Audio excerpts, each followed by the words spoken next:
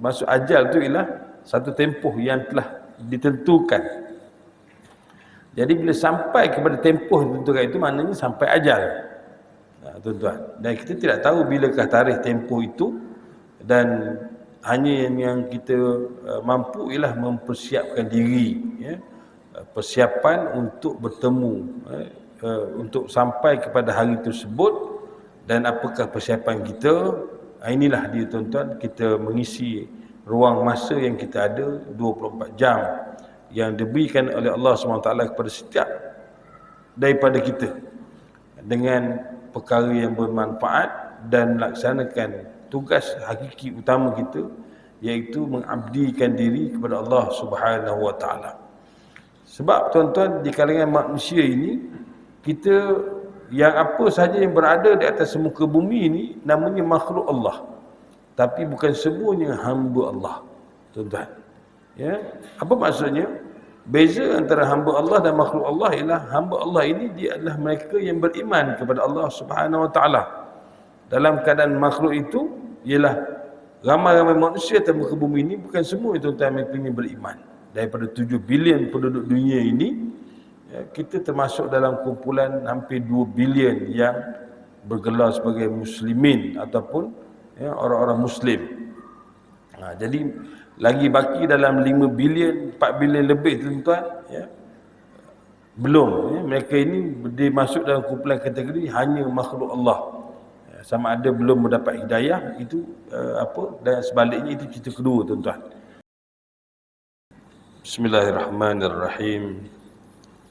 Assalamualaikum warahmatullahi wabarakatuh. Alhamdulillah nahmaduhu wa nasta'inuhu wa nastaghfiruh wa na'udzu billahi min shururi anfusina wa min sayyiati a'malina. Man yahdihillahu fala mudilla lahu wa man yudlil fala hadiya lahu. Asyhadu an la ilaha illallah wahdahu la syarika lahu wa asyhadu anna sayyidana Muhammadan abduhu wa rasuluh. Allahumma salli wa sallim wa barik ala sayyidina Muhammad wa ala ali sayyidina Muhammad kama sallaita wa sallamta wa barakta ala sayyidina Ibrahim wa ala ali sayyidina Ibrahim fil alamin innaka Hamidum Majid. Rabbi shrah li sadri wa yassir li amri wahlul 'uqdatam min lisani yafqahu qawli.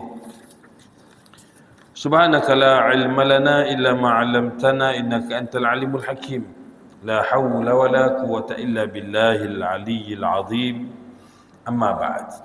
Al-Fadil, tuan-tuan imam yang bahagia, pengurusi dan ahli-ahli jawatankuasa masjid, barisan pegawai-pegawai masjid, para ustaz, ustazah, pimpinan masyarakat, ya, datuk-datuk, datin-datin, tuan-tuan haji, puan-puan hajah, para jamaah muslimin dan muslimat yang dirahmati Allah sekalian. Alhamdulillah.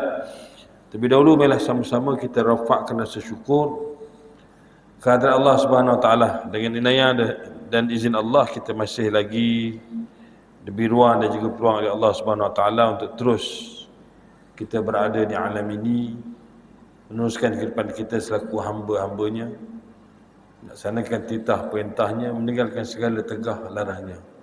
Alhamdulillah, dengan inayah dan izin Allah juga kita diberi keizinan untuk melangkah setapak lagi ke tahun baru, atau melangkah setahun lagi dalam kehidupan kita. Dalam konteks kita bukan meraihkan tahun Masihi ini, tapi dia merupakan kaedah pengiraan. Tarikh lahir kita pun saya kira majoriti kita berdasarkan tahun Masihi. Kalau ditanya dengan tahun Hijrah, barangkali tak semua orang tahu bila dia lahir, tuan-tuan. Bulan apa pun mungkin barangkali tak tahu. Kalau dia tahu pun mungkin tahunnya sahaja.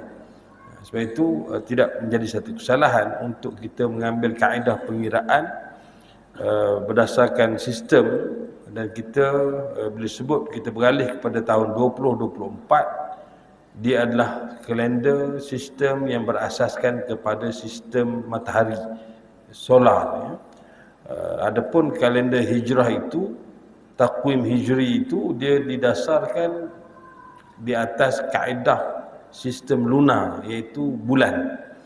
Dan kalau mengikut istilah sebutan kita, sebenarnya yang lunar ini lebih tepat. Begitu tepat apa tuan-tuan? Sebab dari sudut bahasa kita panggil bulan, ya, boleh sebut bulan 1, bulan 2. Kita tak kata matahari 1, matahari 2, kita kata bulan. Maknanya kita berteraskan kepada bulan. Terbenam saja matahari, maka jika berdasarkan kepada bentuk, tak mengambil kira hari itu merupakan hari yang keberapa bagi bulan tersebut. Itu yang kita duk kira tu, tuan-tuan. Sebab itu kalender Islam ni mudah. Ya, dia terbenam saja matahari, berakhirlah hari tersebut, kita berpindah kepada hari baru ataupun bulan baru dan tahun yang baru, itu dia. Maknanya berakhir dengan terbenamnya matahari, ghurubus syams. Adapun kalender Masihi ini ataupun kalender yang berasaskan kepada sistem matahari, dia beralihnya hari itu pada tengah malam. 12:01 beralihlah hari baru, tuan-tuan. Sebab itu hari semalam ramai sahabat-sahabat pesan kalau boleh jangan keluar rumah malam tadi, bimbang balik tahun depan. Tu nama keluar tahun 2023, balik 2024. Jadi dia menjadi beralih tahun. Pasal apa? Malam kita, tuan-tuan, beralih masuk saja maghrib, maka kita dah beralih kepada hari yang baru. Dan apa yang penting, tuan-tuan, kita sekarang sedang berada pada bulan ataupun hampir kepada 10 hari yang terakhir daripada bulan Jamadil akhir, yang merupakan jiran kepada Rejab, yang dianggap sebagai gerbang kepada Ramadan. Rejab, Syaban, Ramadan. Bermakna kita dengan Ramadan kurang lebih 2 bulan 10 hari sahaja atau 11 hari sahaja lagi daripada sekarang. Justru itu, tuan-tuan yang dirahmati Allah, di sebalik kita ialah di kalangan sahabat-sahabat masih lagi ada yang menyatakan ucapan selamat tahun baru dan sebagainya.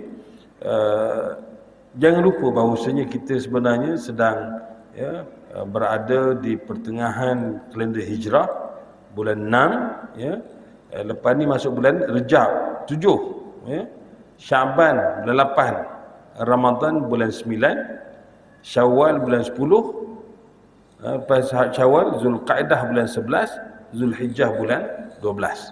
Bermakna kita sedang berada di pertengahan tahun dalam kalender hijrah, tuan-tuan. Tuan-tuan yang dirahmati Allah sekalian, apapun dengan melangkahnya kita ke tahun 2024, bermakna umur kita telah meningkat setahun lagi. Dan apa yang pasti, tuan-tuan, kita menghampiri ajal kita. Setiap hari sebenarnya kita menghampiri, sebab ajal ni dia bersifat berhenti, tempoh. Maksud ajal tu ialah satu tempoh yang telah ditentukan. Jadi bila sampai kepada tempoh ditentukan itu, maknanya sampai ajal, tuan-tuan. Dan kita tidak tahu bilakah tarikh tempoh itu, dan hanya yang kita mampu ialah mempersiapkan diri, persiapan untuk bertemu, untuk sampai kepada hari tersebut. Dan apakah persiapan kita? Inilah dia, tuan-tuan, kita mengisi ruang masa yang kita ada 24 jam yang diberikan oleh Allah SWT kepada setiap daripada kita dengan perkara yang bermanfaat dan laksanakan tugas hakiki utama kita, iaitu mengabdikan diri kepada Allah Subhanahu Wa Taala.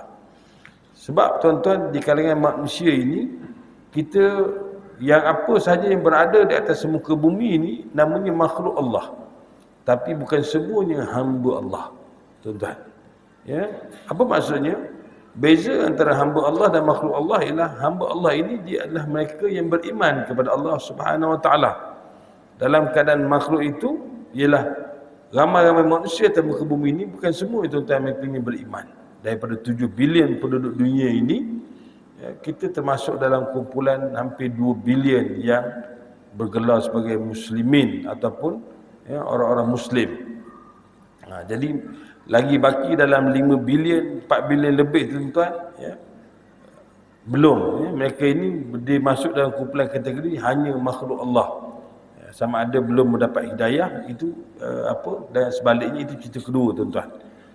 Tapi belum, mereka ini tidak tergolong dalam kumpulan yang disebut sebagai ibadur rahman, hamba kepada Allah yang maha pemurah, ataupun ibadullah, hamba-hamba Allah, kerana mereka tak pernah mengabdikan diri kepada Allah Subhanahu wa taala. Jadi mudah-mudahan tuan-tuan, dengan meningkat usia kita ini, kita mempertingkatkan lagi amal ibadah kita kepada Allah Subhanahu wa taala. Mudah-mudahan inilah dia bekal buat kita yang kita boleh bawa saat kita bertemu dengan Allah Azza wa Jalla bila mana kita berpindah alam lain nanti, insya-Allah tuan-tuan. Muslimin muslimat yang dirahmati Allah. Jadi kita sambung kembali pengajian kita pada tahun lepas, surah An-Nazi'at. Dalam tafsir kita, tafsir surah An-Nazi'at, surah yang ke-79 daripada 114 surah kesemuanya daripada Al-Quran. Kita melihat kepada ibrah dan juga pengajaran daripada ayat yang telah kita bincangkan daripada surah Nazi'at ini, iaitu ayat yang ke-15 hingga yang ke-26. Baik, ayat 15 hingga 26 ini memfokuskan tentang kisah Nabi Musa alaihissalam dengan Fir'aun dan bala tenteranya, di mana kisah ini benar-benar membawa pengajaran, ibrah dan teladan bagi orang yang mahu mengambil iktibar. Kerana kisah ini tuan-tuan, bila mana Allah SWT bawakan kepada Nabi kita Muhammad sallallahu alaihi wasallam, dalam keadaan ketika itu Nabi merasa sangat tertekan dengan tentangan dan juga tentangan yang telah diberikan oleh musyrikin Mekah, yang mana kalangan musyrikin Mekah itu pun bukan orang lain, terdiri daripada saudara mara Nabi sallallahu alaihi wasallam. Mereka yang Nabi kenal dan mereka pun kenal Nabi, tapi dakwah Nabi itu ditentang. Sebab itu Allah datangkan kisah ini bila mana Allah bertanya kepada Nabi sallallahu alaihi wasallam, hal ataka hadithu Musa, apakah sudahkah sampai kepadamu wahai Muhammad kisah Nabi Musa? Tuan-tuan, ketika mana Allah beritahu iznadahu rabbuhu bil wadil muqaddas tuwa, tatkala Tuhannya memanggilnya di lembah suci, iaitu lembah Tuha. Jadi bila Allah bawakan kisah ini, yang mana Nabi Musa ini tuan-tuan, dia mendapat tentangan yang sangat hebat daripada siapa? Daripada Fir'aun. Dan Fir'aun itu bukan orang lain dengan Nabi Musa alaihissalam. Dia merupakan bapa angkat Nabi Musa alaihissalam, kerana Nabi Musa dibesarkan di istana Fir'aun. Ketika mana Fir'aun telah mendapat mimpi dan juga firasat yang telah ditafsirkan oleh ahli nujum dia, bahawasanya dia akan dimusnahkan oleh satu orang, rasul, utusan yang berkuasa. Maknanya, jadi bila firasat itu menceritakan lelaki, maka Fir'aun perintah bunuh semua anak-anak lelaki yang ada, supaya tak ada orang menentang dia, tuan-tuan. Maka setiap anak lelaki yang lahir dibunuh atas arahan Fir'aun. Yastahyuna nisa'ahum, mereka membiarkan anak-anak perempuan hidup, yaqtuluna, dan mereka membunuh anak-anak lelaki dan juga membiarkan anak-anak perempuan hidup. Tapi dia lupa, dalam pada itu, maka ketika itu Nabi Musa lahir dan ibunya telah mengambil ikhtiar untuk menghanyutkan. Kisah tuan-tuan, ada masa kita cerita panjang lebar kisah bagaimana Nabi Musa ini dihanyutkan di Sungai Nil itu, sehinggalah ditakdirkan Allah SWT bakul yang bekas yang dihanyutkan Nabi Musa itu berhenti di tempat permainan ataupun tempat yang kawasan istana Fir'aun. Maknanya sungai itu masuk kawasan itu, maka diambil oleh isteri Fir'aun dan disayang pada budak itu, comel budaknya, sehingga dia sendiri bawa masuk Nabi Musa ke istana Fir'aun dan dibesarkan di istana. Sebab itu dikisahkan Nabi Musa alaihissalam, tuan-tuan, ketika mana Fir'aun memberi ancaman nak membunuh Nabi Musa, baby ni lah tuan-tuan ya. Dia bagi dua pendekatan. Ya, satu bara api, satu lagi pedang. Ya. Jadi ketika mana kalau dia ambil pedang, mana memang betul dia akan bunuh aku satu hari nanti, kata Firaun. Ketika mana diriwayatkan ketika itu Nabi Musa datang, baby mengagak dekat, dia nak ambil dah pedang tu. Jibril tepis tangannya sehingga dia memegang bara tersebut dan disuap ke dalam mulutnya. Sebab itu Nabi Musa AS, tuan-tuan, dia ada sedikit cacat pada lidahnya. Sebab itu ketika mana nak berhadapan dengan Firaun, Nabi Musa ni dia dengan saudaranya Harun, sepupunya itu, dia lagi sudut fasahah bertutur berbicara. Nabi Harun lebih fasih. Harun afsahu minni lisana. Nabi Musa beritahu Harun itu lebih fasih daripada aku untuk berbicara. Jadi ketika mana Nabi Musa AS nak berhadapan dengan Firaun, dia pun minta dengan Allah SWT, Rabbi syrah li sadri, ya Allah lapangkanlah dadaku. Mana tuan-tuan, orang yang dalam keadaan ketar ni ataupun keadaan sesak gemuruh ni, dia rasa sesak dada. Nabi Musa minta, ya Allah Rabbi syrah li sadri, lapangkanlah dadaku, wa yassir li amri, pemudahkan bagi urusanku, wa yassir li amri wahlul uqdah, dan ungkaikanlah.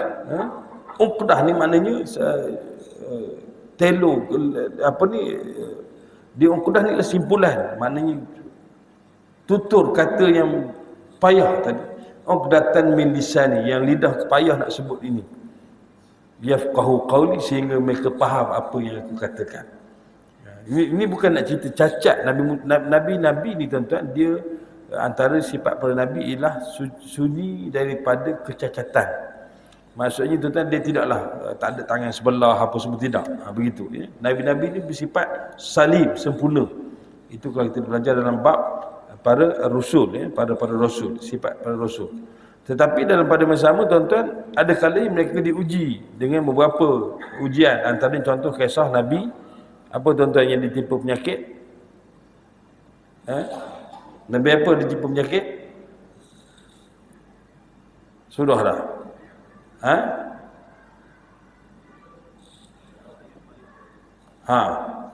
Jangan nanya soalan, buka tahun tanya soalan dah. Nabi Ayub ya. Nabi Ayub ini alaihissalam ditimpa penyakit yang sehingga bukan setakat itu, maknanya orang pun menjauhinya tuan-tuan. Tapi tempoh ujian itu menjadikan ini sebagai satu proses tuan-tuan yang dirahmati Allah. Dan setiap pada Nabi ini dia ada ujian dia. Termasuklah Nabi kita Muhammad sallallahu alaihi wasallam. Nabi Musa alaihissalam dibesarkan di istana Firaun, dan maknanya yang menentang dakwah Nabi Musa akhirnya ialah pak angkat dia juga, bukan orang lain. Dan begitulah situasi berlaku pada Nabi SAW. Yang menentang dakwah Nabi, yang beria sekali antara kehadapan Abu Lahab selain daripada Abu Jahal.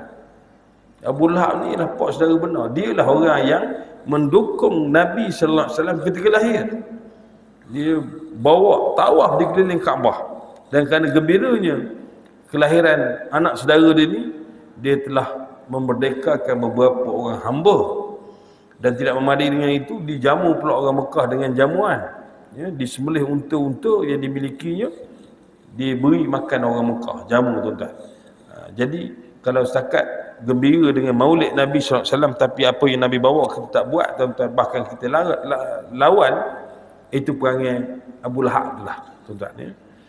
Dia sangat menyambut maulid Nabi SAW itu ketika Nabi lahir, tapi dia lah orang yang pertama sekali mencela Nabi ketika mana Nabi menyampaikan dakwah secara terang-terang di kaki bukit Safa ya tuan-tuan. Ketika mana 3 tahun setelah Nabi berdakwah secara sembunyi-sembunyi, maka Nabi mengumpul seluruh penduduk Mekah di kaki bukit Safa. Kaki bukit Safa ni kalau tuan-tuan pergi sekarang, dia dah tak boleh, tuan-tuan dah tak boleh nak landing ni dah ya. Dia duduk dalam kaca dah ya. Duduk dalam kaca, lepas tu dia suruh lampu warna hijau. Itu kaki bukit saja tinggal, bukitnya dah tak ada dah tuan-tuan, ni kaki saja. Jadi kalau tuan-tuan tengok dekat tu, boleh tengok dalam cermin je lah. Itu apa? Sebab dia mesti ada juga oleh jangan pun tuan. Kaki bukit mesti ada, sebab itu permulaan sa'i. permulaan sa'i. Dulu Bukit Safa besar. Sehingga ketika Nabi mengumpulkan penduduk Mekah pada ketika itu, Nabi ditanya, ya ma'syara Quraisy, wahai para bangsa Quraisy. Nabi sebutlah nama kabilah-kabilah yang ada di Mekah pada ketika itu satu persatu. Apa pandangan kamu kalau aku katakan di belakang Bukit Safa ini, mana betul-betul Bukit Safa besar tuan-tuan, ada sekumpulan tentera berkuda datang nak menyerang kalian. Dia kata, apa jawapan orang Mekah? Kami percaya kepadamu wahai Muhammad, ma jarabna alaika kadhiba. Kami tak pernah tengok kamu menipu wahai Muhammad. Masa tu tuan-tuan, umur Nabi berapa? 43 tahun. Sebab Nabi dan Nabi Rasul pada usia 40, 3 tahun Nabi sampaikan dakwah secara sembunyi. Maka tahun ketiga ini Nabi nak sampaikan dakwah secara terang-terang. 43 tahun rekod Nabi SAW di Mekah tuan-tuan, ma jarabna alaika kaziban. Kami tak pernah tengok kamu menipu wahai Muhammad. 43 tahun tuan-tuan. Bukan mana lepas tu Nabi menipu, tak. Nak ceritakan rekod Nabi ni tuan-tuan memang bersih. Tak ada calar lah sedikit pun. Kita tuan-tuan boleh jadi adalah rekod-rekod tercalar zaman jahiliah kita dulu, zaman sekolah, zaman sebagainya tuan-tuan ya. Adalah orang kata apa, sisi gelapnya. Boleh jadi begitu. Semayang pun culas gitu gini tuan-tuan. Sekarang ni lah bau berianya orang kata mungkin boleh jadi begitu. Tapi Nabi SAW daripada mula tuan-tuan, daripada seawal baby sampailah ketika Nabi berusia 43 tahun, ma jarabna alaika kadhiba. Ini pengiktirafan orang Mekah bahawa Nabi SAW tidak pernah menipu. Ketika mana itu keadaannya, maka Nabi rasa sangat lapang dada tuan-tuan, sebab orang Mekah yakin kepada Nabi SAW tak pernah menipu, maka aku nak sampaikan kebenaran. Maka Nabi memberitahulah, akulah Rasulullah yang diutuskan kepada kamu, utusan Allah diutuskan kepada kamu khususnya dan juga kepada umat manusia umumnya. Maka ketika itu tuan-tuan, tampil pak saudaranya Abu Lahab dengan nada yang sangat marah. Tabbalaka ya Muhammad, celaka kamu wahai Muhammad, sair hadal yahum, di sepanjang hari ini. Alihada jama'tana, apakah sebab ini kamu kumpulkan kami semua? Marahnya dia pada Nabi sallallahu alaihi wasallam. Maka ketika itu turunlah ayat Allah, tabbat yada abi lahab wa tab. Celakalah kedua tangan Abu Lahab dan celakalah.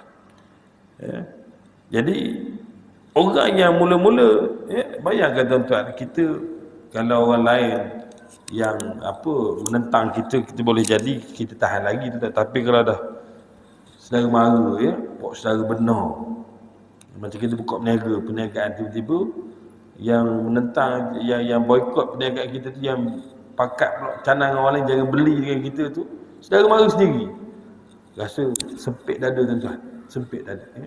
Kita rasa macam down. Jadi itulah yang berlaku pada Nabi SAW. Maka Allah bawakan kisah Fir'aun ini kepada Nabi SAW, yang mana kisahnya sangat memberi pengajaran dan juga iktibar, terutama kepada mereka yang ingin mengambil pengajaran. Allah mengutuskan Nabi Musa kepada Fir'aun dan membekalkannya dengan mukjizat. Namun meskipun Fir'aun melihat mukjizat Nabi Musa alaihissalam, tetapi beliau tetap kufur dan menentang Nabi Musa. Oleh itu tidak heranlah bila mana Allah mengambil tindakan keras ke atas Fir'aun dengan menenggelamkan beliau bersama para tenteranya yang setia di dalam Laut Merah. Jadi ketika mana kisah ini tuan-tuan, ketika mana Nabi Musa alaihissalam dan juga golongan Bani Israel dikejar, Fir'aun perintahkan supaya mereka ini diperangi. Maka ketika itu Nabi Musa AS dan juga Bani Israel melarikan diri, menyelamatkan keadaan, menyelamatkan diri, sehingga sampailah di pantai Laut Merah, di tepi pantai Laut Merah. Maka ketika itu tidak ada arah dah nak pergi. Maka ketika itulah Allah SWT perintahkan Nabi Musa dengan tongkatnya itu dipukul kepada Lautan Merah itu. Maka terbelahlah dua Laut Merah itu, menjadikan dasarnya boleh dilalui. Maka ketika itulah Nabi Musa dan juga golongan Bani Israel ini menyeberangi Laut Merah sehingga ke seberang, sehingga mereka sampai ke sana. Maka geng-geng Fir'aun ni masuk lagi tu kan, pergi kejar hambat juga. sehingga bila mana mereka telah pun sampai ke seberang sana, maka kembali bercantum dan tenggelamlah Fir'aun dan juga bala tenteranya di dalam Lautan Merah. Apa yang unik tuan-tuan, tatkala ketika mana ditemui ya, ataupun dan Fir'aun ini terpelihara tuan-tuan ya, dia punya mumia dia ni ya, diurus secara zaman itulah tuan-tuan, dibuat mumia, dibalut kembali, dan mumia itu setelah saintis menjumpainya dalam piramid tuan-tuan, dibuat kajian, maka memang terdapat dalam mumia tersebut pasir pantai dalam tubuh mumia Fir'aun Ramses kedua ini. Tuan-tuan, jadi bermakna betul lah dia ni tenggelam, kerana orang yang lemah ni ya, dia akan sedut ya, dan juga pasir laut tu ada dalam tubuhnya. Itulah keunikan. Maka betul lah yang Allah beritahu dalam Al-Quran ya, kami akan pelihara ya, jasad ini sebagai pengajaran kepada umat-umat yang terkemudian, tuan-tuan. Jadi kisah ini sedikit sebanyak memberikan kelegaan kepada Nabi sallallahu alaihi wasallam dalam menghadapi tentangan kaumnya. Dalam masa yang sama, ia memberi amaran kepada orang-orang kafir yang sombong dan degil bahawa Allah akan menurunkan balasan azab yang setimpal sekiranya mereka terus berdegil dalam kekufuran dan enggan menerima Islam. Fir'aun merupakan kuasa kufur terbesar yang mengatasi segala golongan kufur yang pernah wujud di atas muka bumi ini, tuan-tuan. Ya, digelar sebagai kuasa kufur yang paling besar sekali, yang mengatasi segala golongan kufur yang pernah wujud. Penderhakaan Fir'aun ini melampaui batas. Fir'aun enggan menyahut seruan Nabi Musa AS ke arah mensucikan diri daripada dosa dan kekufuran. Dia sebaliknya menolak petunjuk yang telah dibawa oleh Musa AS untuk mentaati Allah, sebagaimana dia menolak kebenaran mukjizat Nabi Musa itu, iaitu ketika mana tatkala tongkat bertukar menjadi ular dan atau tangan Nabi Musa menjadi putih memancarkan cahaya, sinar cahaya, dia termasuk, dan Fir'aun termasuk dalam kalangan orang yang mendustakan kenabian Nabi Musa dan menderhakai Allah Azza wa Jalla. Dia menyimpang daripada keimanan dengan melakukan berbagai-bagai kejahatan dan kerosakan di dunia ini. Dengan suara lantang dia menyeru kaumnya dan mendakwa bahawa akulah Tuhanmu yang paling agung, ana rabbukumul a'la. Ya, sampai tahap tuan-tuan dia menggelar diri dia mengaku Tuhan ya, yang maha agung. Yang ini tidak ada bagi kamu Tuhan yang lebih tinggi daripada aku. Tapi tuan-tuan ya, tok kat Malaysia ni pun ada juga orang mengaku ya. Itu kita ni tuan-tuan, Malaysia ni ganas tuan-tuan ya. Pernah mencatat rekod di Malaysia ini ya, mengaku zaman kerajaan Ayah Pin, tuan-tuan, kerajaan langit ketika itu.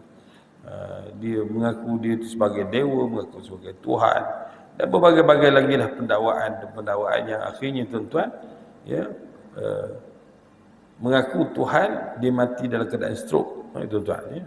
Kerana dia makhluk, sifat manusia ni tuan-tuan sakit ya, diuji dan berbagai-bagai lah, kita ada kelemahan.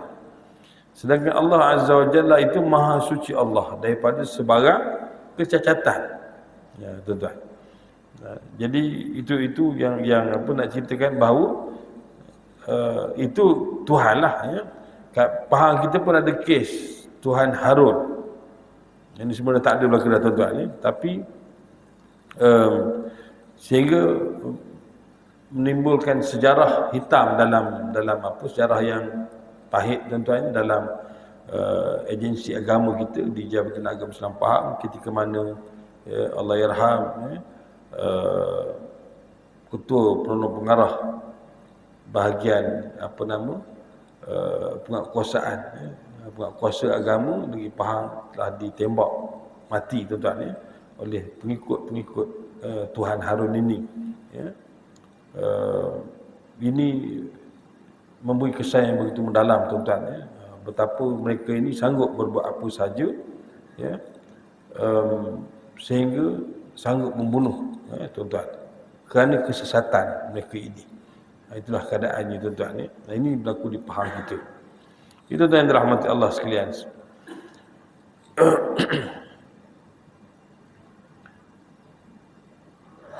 Sekalipun begitu, Fir'aun ini tidak mampu menandingi kekuasaan Allah yang maha kuasa lagi maha perkasa. Sudah tentulah sebab dia juga adalah makhluk. Ada kata tuan ya. Semua ni ada di atas, semua selain daripada Allah adalah makhluk. Semua selain daripada Allah adalah makhluk. Cuma persoalan inilah juga yang menjadi perdebatan di kalangan para ulama di zaman ketika itu, antaranya di zaman Al-Imam Syafi'i dan juga di zaman Imam Ahmad bin Hanbal, zaman Imam Hanbali, di zaman kerajaan Abbasiyah, tuan-tuan, yang pemerintahan mereka itu di Baghdad, di Iraq. Dan ketika itu golongan ahli kalam ataupun golongan Mu'tazilah ini dia menguasai istana lah, maknanya mereka ini menguasai sehingga mereka mendakwa bahawa Al-Quran ini adalah makhluk ketika itu, sedangkan ulama menyatakan bahawa Al-Quran ini ialah kalamullah. Dia tidak makhluk. Al-Quran yang kita baca ni tuan-tuan, asasnya, dasarnya dia adalah kalamullah. Ketika mana ditanya kepada Imam Ahmad bin Hanbal oleh pegawai-pegawai tentera lah, tanya tentang pendapat. Ketika itu mereka ini cuba mempengaruhi semua ulama, kalau boleh semua mengiktiraf bahawa Al-Quran itu ialah makhluk. Maka kata Imam Ahmad bin Hanbal, aku menghafaz 700,000 hadis lebih. Aku tak pernah jumpa walau satu hadis pun yang menyatakan Al-Quran ini makhluk. Maka aku berpandangan bahawa Al-Quran ini tetap kalamullah wala azid. Al-Quran ini adalah kalamullah dan aku tidak akan tambah lebih daripada itu. Maka disebabkan ketegasan Imam Ahmad bin Hanbal ketika itu, tuan-tuan, dia telah ditangkap dan dipenjara. Ya.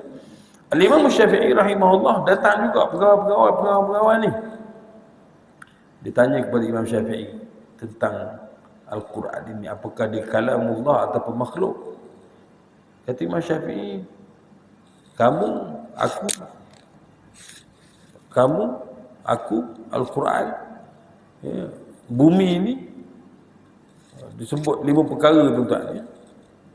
Kelima-lima ni adalah makhluk, kata Imam Syafi'i rahimahullah.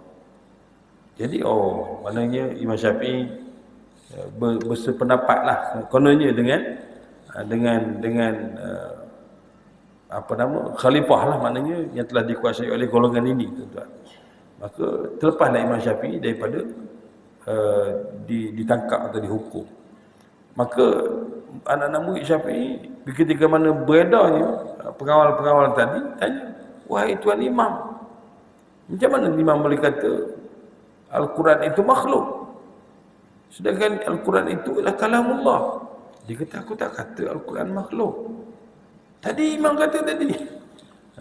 Aku kata, pengawal-pengawal tadi, aku, Al-Quran, bumi, satu lagi saya tak ingat apa dia sebut. Kemudian aku kata, kelima-lima ini adalah makhluk. Aku merujuk kepada jari-jari aku, kata dia. Aku tak kata yang kelima-lima ni mana jari. Lima-lima ni adalah makhluk, kata Imam Syafi'i. Imam Syafi'i ni dia jenis orang yang petah dalam ilmu berbahasa tu, sebab tu dia ada dewan syair. Ya. Jadi aku tak mengatakan Al-Quran itu makhluk, kata jari aku, lima-lima ni makhluk, betul lah. Legalah anak-anak murid dia, tuan-tuan. Maka lepas, bebaslah Imam Syafi'i daripada dikenakan hukuman, tuan-tuan. Jadi Imam Ahmad bin Hanbal dia tak suka konon-konon ni, dia cakap direct terus. Tuan-tuan bayangkan 700,000 hadis dia hafal. Kita Arba'in Nawawi hadis 40 Imam Nawawi tu pun demam-demam ke diri, tuan-tuan. Hafal hak depan hilang hak belakang, hafal hak belakang hilang hak depan. Tuan-tuan, mustikah hadis. Allahu akbar, tuan-tuan. Lemahnya lah kita. Dan daripada itu actionnya lebih daripada benda lagi, ya. Sedangkan Ahmad bin Hanbal ni orang pernah datang kepada dia nak uji, bawa hadis Bukan hadis saja semata-mata tuan-tuan. Dia tukar tonggal langgangkan dia punya perawi. Tonggal langgangkan perawi ni. Oh ni dia letak ni daripada orang ni, daripada orang ni, dia tukar langgang. Bawa pada Ahmad bin Hanbal. Dia baca satu persatu. Ahmad bin Hanbal kata, salah susunan dia tu. Sanad dia punya salah. Dia pun baca satu persatu. Daripada sini, daripada orang ni, daripada orang ni. Oh Nabi SAW bersabda begini.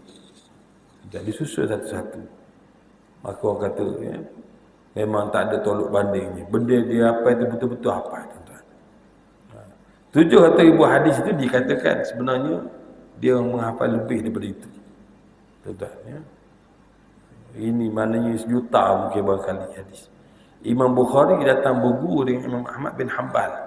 Ambil banyak hadis, tuan-tuan. Dan daripada itu kemudian Bukhari meletakkan kaedah-kaedah, ya, untuk, kerana di zaman kerajaan Abbasiyah ini, tuan-tuan, pemalsuan hadis sangat tinggi ketika itu. Kerana ada banyak faktor lah, faktor politik, faktor ekonomi, ya, faktor berbagai lah, kemasyarakatan. Dan mereka zaman itu mula mencipta hadis-hadis palsu. Orang menega pun buat juga hadis palsu. Ya, tuan-tuan, sehingga kadang-kadang itu pelik je hadisnya, ya. Man akala bazinjan dakhala al-jannah. Siapa yang makan terung, nescaya dia akan masuk syurga. Lakulah terung dia, tuan-tuan. Orang nak masuk syurga, ya. Terung, orang berniaga terung. Adikul abyad, ayam putih, ahabbu ila Rasulillah sallallahu alaihi wasallam, sangat disukai oleh Rasulullah sallallahu alaihi wasallam. Oh, siapa nak jual ayam daging, untunglah dia ayam putih, tuan. Ini pemalsuan hadis. Ya. Dari sudut perbezaan pandangan mazhab pun begitu juga. Ketika mana pengikut-pengikut mazhab Hanafi, ya, nak mengatakan kaedah dia itu betul berbanding kita mazhab Syafi'i dan mazhab yang lain. Ya, kita dalam mazhab Syafi'i, tuan-tuan, mengangkat tangan dalam apa, takbir, ada beberapa tempat, tuan-tuan. Kalau tuan perhati, ya, sebenarnya ada tempat-tempat sahaja yang disunatkan kita mengangkat tangan. Yang pertama, tuan-tuan, ketika mana takbiratul ihram. Takbiratul ihram yang menjadi rukun takbirnya, angkat tangan itu sunat, tuan-tuan, ya. Jadi kalau tuan tak angkat pun Allahu Akbar apa jadi, tuan-tuan. Tapi pelik benar orang kata ni awak ni demam ke, ada demam panas ke, jadi sebab kita dah biasa sunat angkat tangan. Jadi Allahu Akbar ini pertama, angkat tangan pertama. Kedua bila, tuan-tuan, ketika nak rokok, Allahu Akbar, maka rokok kita angkat tangan. Kemudian yang ketiga ialah Sami'allahu liman hamidah, masa bangun daripada rokok sunat angkat tangan lagi kali yang ketiga. Dan yang keempat bila, tuan-tuan, nak sujud angkat tangan tak?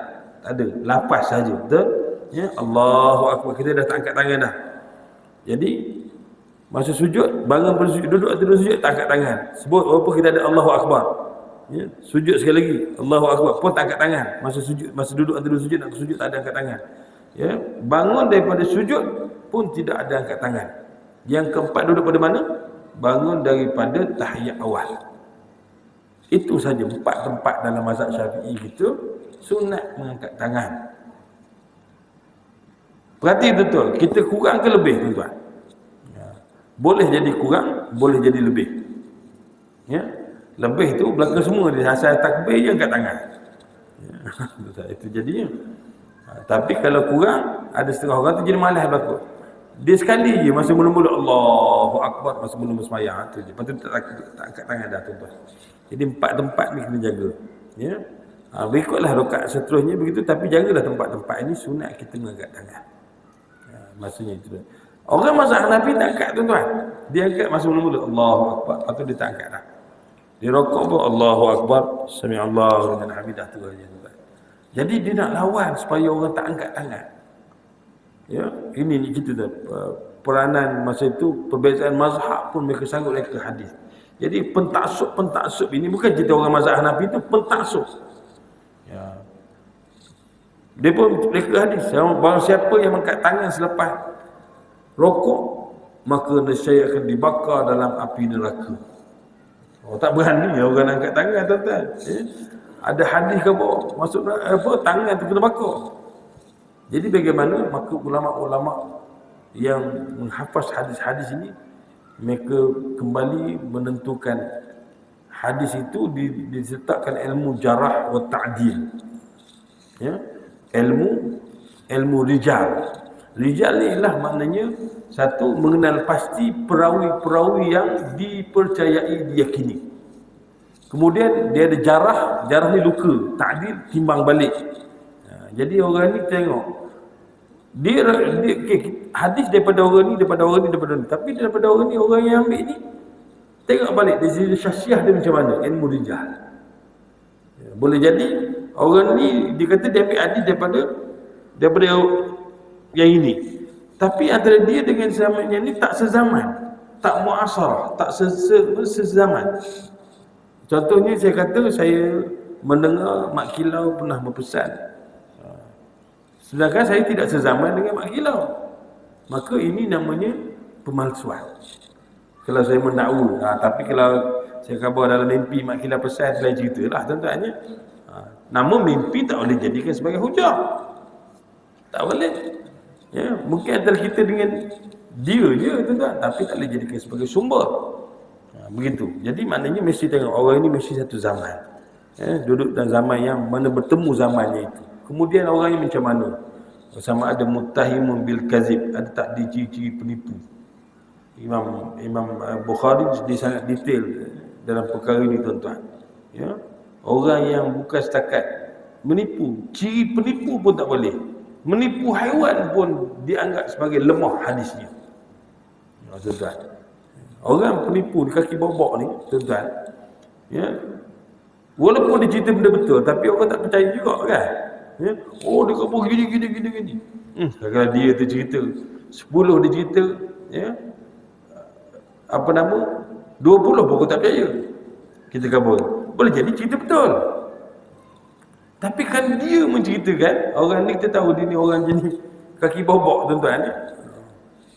Kita tak percaya. Itu sebab itu hadis pun begitu juga. Seorang yang ada ciri-ciri penipu, hatta menipu haiwan sekalipun. Contohnya kisah dikatakan ketika mana seorang ulama hadis ini dia nak dapatkan satu hadis. Dia berjalan sampai 200 batu tuan-tuan, bermusafir, ya, untuk mendapatkan hadis, menghimpun hadis Nabi SAW. Sampai setelah 200 batu punya perjalanan tuan-tuan, 200 batu ni bukan 100, satu batu 1.3 kilometer. Kita lama tak ngikut batu tak, 1.3 tak, 1.6. Satu batu 1.6 kilometer, maknanya 320 kilometer lah. Tuan-tuan, 320 kilometer tu dekat-dekat, ya. Sini kita 320 ke mana, ke lebih, Kuala Lumpur lebih tak, ya. Saya ingat lajak sikit sampai ke Perak sikit lah, ataupun paling tidak pun Lake Town Resort ya. Sepadan Perak lah tuan-tuan, 320 km perjalanan jauh. Tapi setelah sampai tuan-tuan, perjalanan jauh, maka syekh yang ataupun ulama yang menghimpunkan hadis ini, dia pun nak menjamu tetamu yang datang tuan. Jadi dia angkat baju gini, dia letak datang dekat kambing itu, kat haiwan itu, bawa, kalau macam ada makanan dalam lubang ni, datang dekat, dia tangkap. Tapi tak ada apa, trik saja. Ya, tangkap. Kata dia ulama ni yang nak kompor hadis ni, kata tak boleh, orang ni ada ciri penipu, kata dia. Tak jadi dia ambil hadis tuan-tuan. Walaupun banyak hadis orang tu apa. Maknanya tipu haiwan pun tak boleh. Maka tuan-tuan, kalau ikut zaman, kalau kita duduk di zaman dulu, maka pada pemancing jagalah, ya. Yang banyak menggunakan umpan tipu ni tuan, tak boleh meriwayat hadis. Yang pakai apa, rapala, pakai jig, pakai itu, pakai ini tuan-tuan, umpan katak palsu apa semua tu semua tak boleh riwayat hadis betul. Pasal ada ciri penipu. Tapi sebenarnya tak ada kaitan pun tuan-tuan itu. Tapi nak cerita sampai tak begitu dakik detailnya mereka ini dalam menentukan riwayat hadis. Sebab itu hadis yang sampai kepada kita tuan-tuan, masya-Allah, kita duduk zaman ini senang. Semuanya telah pun ditapis, telah disaring oleh para ulama-ulama ini, bekas kesan hasil daripada juhud kesungguhan mereka dalam mengenal pasti hadis palsu dan juga hadis yang benar sahih. Tuan-tuan, sebab itu alhamdulillah zaman kita. Tapi kalau zaman dulu kita lain beza sebab belum lagi dihimpulkan betul-betul. Maka Imam Bukhari telah menghimpunkan banyak hadis, tuan-tuan, sehingga terbukunya kitab Jami'ul Kabir, tuan-tuan, koleksi hadis-hadis sahih yang telah dihimpulkan oleh Imam Bukhari. Imam Bukhari pula, tuan-tuan, dia dah saring apa semua. Sebelum ditulis, tuan-tuan, dia akan solat sunat 2 rakaat istikharah. Sampai begitu, tuan-tuan. Lepas solat sunat dia rasa lapang dah ada nak tulis, baru dia tulis. Walaupun syarat-syarat lain dah lengkap dah, tapi kalau dia terasa macam tak apa nak sedap nak tulis hadis ini, dia tak tulis, tuan-tuan. Sebab itu di sana masih banyak lagi hadis-hadis sahih, tapi itu yang telah diyakini ataupun yang telah kenal pasti oleh Bukhari. Begitu juga muridnya Imam Muslim. Imam Muslim ni juga sama, tuan-tuan, pernah berguru dengan Imam Ahmad bin Hanbal dan sebagainya. Imam At-Tirmidzi berguru Imam Bukhari dan juga Imam Muslim. Ini semua mereka ini ulama-ulama yang hebat dalam ilmu hadis, tuan-tuan yang dirahmati Allah. Jadi begitulah, tuan-tuan, bagaimana mereka ini menjaga kesahihan dan akhirnya perkara itu, periwayatan itu sampai dalam keadaan tidak ada keraguan lagi. Ini kelebihan, kehebatan ilmu hadis. Tuan-tuan yang dirahmati Allah sekalian, kita habiskan perenggan ini, tuan-tuan, sebelum kita berhenti. Baik, sekalipun begitu dia tidak mampu, Fir'aun ini tidak mampu menandingi kekuasaan Allah yang maha kuasa lagi maha perkasa. Allah memusnahkannya di dunia bersama dengan bala tenteranya, dan mereka semua ditenggelamkan oleh Allah Azza wa Jalla, dan di akhirat mereka semua diseksa dalam neraka Jahannam. Dan dalam kisah ini juga di mana dipaparkan musibah dan kehinaan yang ditimpa oleh Allah terhadap Fir'aun. Di samping kejayaan dan kemenangan kepada Nabi Musa AS, mendapat satu iktibar dan peringatan kepada sesiapa yang takut kepada Allah Azza wa Jalla. Dalam kisah ini terdapat penerangan tentang hukuman yang adil, sebab dan juga alasan-alasannya. Dengan demikian setiap orang yang berakal akan insaf. Mereka akan sedar bahawa adalah tidak wajar bersikap angkuh terhadap Allah dan mendustakan pada Nabi. Justru itu, jika mereka berbuat demikian, dibimbangi mereka akan ditimpa azab sebagaimana dialami oleh Fir'aun dan juga bala tenteranya. Sementara itu, Allah sentiasa menyokong dan memenangkan pada Nabi dan Rasulnya. Tuan-tuan, sebab itu ketika mana dalam peperangan Tabuk, Nabi SAW berperang dengan Rom yang dipimpin oleh Hercules, tuan-tuan, dalam perang Tabuk ini. Hercules dah nasihatkan kepada bala tentera jangan perang dengan Muhammad. Ini nasihat. Sebab itu perang Tabuk ini, tuan-tuan, tak meletus, ya. Kerana Hercules telah mendapati bahawa kebenaran ada pada Muhammad itu sebagai Rasul. Dan dia kata kalau kamu perang dengan Muhammad sedang Muhammad itu adalah Nabi Allah, maka Allah akan membantu Nabi-Nya. Kalau kamu perang, nescaya kamu akan kalah. Maka dalam perang Tabuk, tuan-tuan, tidak meletus, dan Hercules telah memerintahkan bala tentera ini tidak berperang. Maka kemenangan dan kepada tentera Islam dalam keadaan bila mana sampai Tabuk. Tabuk ni adalah kawasan jajahan Rom, di sempadan di Saudi dengan Jordan, tuan-tuan. Tabuk ni, tuan-tuan pernah sampai. Saya beberapa kali lah singgah di kawasan Tabuk ini. Biasa dia sekarang jadi pekan, satu bandar Tabuk. Dulunya adalah milik orang milik Rom, kerana Rom dulu memiliki setiap daripada kawasan itu, sehinggalah Syam bawa ke Turki sampailah ke Rom sana, tuan-tuan. Itu adalah kawasan yang dimiliki oleh jajahan Rom. Jadi dalam perang Tabuk, Hercules pun tak berani, tuan-tuan, lawan Nabi SAW. Kenapa? Kerana Allah akan memenangkan pada Nabi dan Rasulnya.